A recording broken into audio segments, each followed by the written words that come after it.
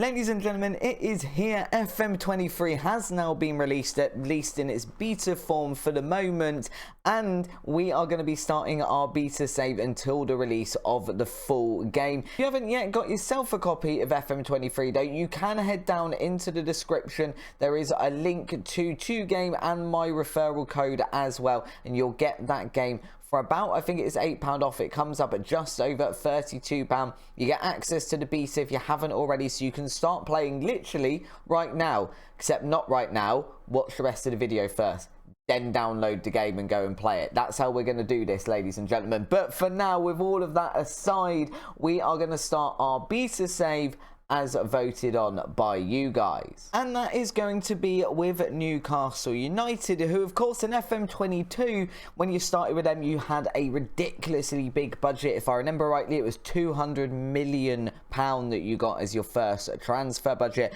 I never actually played with Newcastle at all on FM22. If you guys did, let me know down in the comments. But this is the one that we're giving a go for the next few weeks until November 8th when the full game releases. Obviously, I know a bit about Newcastle. I do occasionally dabble in watching football. Not as often as I would like, but I have an awareness of Newcastle nonetheless. And But at the moment, I just kind of want to have a look through the game and see how things are set up on FM23. Is it a lot different to FM22, for example? This page looks relatively the same. We can see that Magpies have a history. We can see their best era was the 1900s, which is quite a long time ago for those of you keeping track. They have won the English top division before, several times. In fact, they've won the FA Cup several times, 6 to be exact. So they are a club with some sort of history. As far as I can see and as far as I'm aware, never won the Champions League. That would be a very big success getting that done in this beta. This is what we're saying is their preferred lineup at the moment.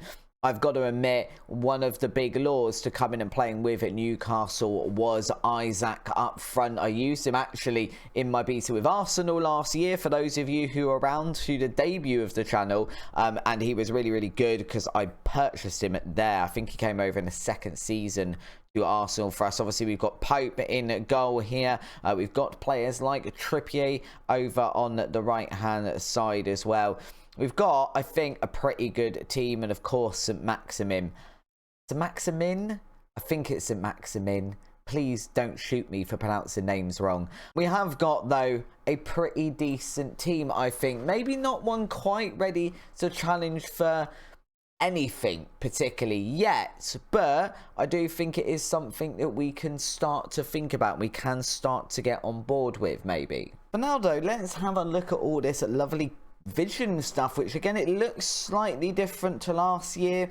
Not dramatically, but different enough that it's noticeable. The board culture is to sign high reputation players, so provided we have some sort of good budget, this could be quite a fun save where we can just go a little bit nuts before we go and start our long-term journeyman save, which I'll explain in a different video. But we're starting with Taunton, and they're not going to have very much money. We also got the actionable objectives, which seem to be sort of more club cultural things, but not board cultural. I don't really know, but it was in there last year, just not called actionable objectives. So it's grow the club's reputation. Hopefully we can do that by winning some trophies, increase commercial revenue. Again, just win stuff and work within the wage budget. Hopefully, again, we'll see what they give us in terms of a wage budget. This year, they want us to qualify for the Europa League, not the Champions League, the Europa League, so top 6. Reach the latter stages of the FA Cup, which we should be fine with, and the latter stages of the Carabao Cup. So league, finish top 6 and just be competitive in everything else, really. And after that, they want us to work towards qualifying for the Champions League. So top 4, there's no mention of ever winning the title, but they do want us to win a domestic cup by the end of the 25-26 season, some way away though for the moment. The supporters' expectations, this of course is different in this installment of Football Manager, because now the supporters get to say they're saying it. They want us to qualify for the Europa League as well, and they want to get the better of our rival Sunderland if we happen to play against them, which realistically seems unlikely. So for them, just need to finish top 6 this season. I have got this stuff. I'll try not to show this sort of stuff on screen unless we really need it, but I always put it on the first time I play through a Football Manager installment just to see if it is different to last year and there's stuff I might miss otherwise. Over to the main email page though, and what have we got? We've got Karius's contract about to expire. It's not really about to expire. It doesn't happen for a year. We've got a little bit of time on that. We have also got the tactics introduction, which we can have a look at in a minute. The supporter profile update, I'm actually interested in all this new sort of stuff. It's really nice as well. I think it does look better visually. It's by no means good graphics yet. I know that's been a big discussion over on Twitter and amongst the Football Manager community. We don't have good graphics on Football Manager, but I do appreciate the effort to at least make these menu pages look a bit shinier. So we can see supporters profile. We've got hardcore, core, the families, fair weather fans, corporate and the casual fans. We've got an 11% hardcore fan base that are there right next to the core fan base, which as far as I can see is this one here. So they're all nice and together. We then put the family next to the core fan base, but far away from the hardcore fan base. We don't want those guys frequenting each other too much. Jeez. And then we've got the fair weather fans, the corporate guys next to the casuals. The casuals next to the hardcore fans. I mean, I guess that makes some sort of sense, maybe. Who knows? We've also got stuff like social media following, season ticket holders, season ticket waiting list. How many supporters are waiting for a season ticket? That's very, very interesting, because we could basically lose all of our season ticket holders and still have a full amount of season ticket holders. That is interesting. Supporters influence on the board, very, very low. We're not going to talk about Newcastle and their board. I'm not interested in bringing that sort of thing to YouTube. I have my personal opinions. I'm sure you guys have yours. But in the grand scheme of things, I like Newcastle because Alan Shearer and Newcastle at some point were quite good. They're not bad now, but they're not as good. That's why we're doing this save. As we're going to see, we've already seen this, but their supporter culture and the expectations are on here again. We've just had a look through all of this, so we're just going to accept that. We've got squad selection rules. None of this we particularly care about. Oh, look. Yeah, Man City signed Haaland, didn't they? I know that's happened in real life, but I kind of forgot it would be a thing in Football Manager. Pretty obvious it would be a thing in Football Manager, but it momentarily escaped my mind that I was going to have to deal with that in the Premier League.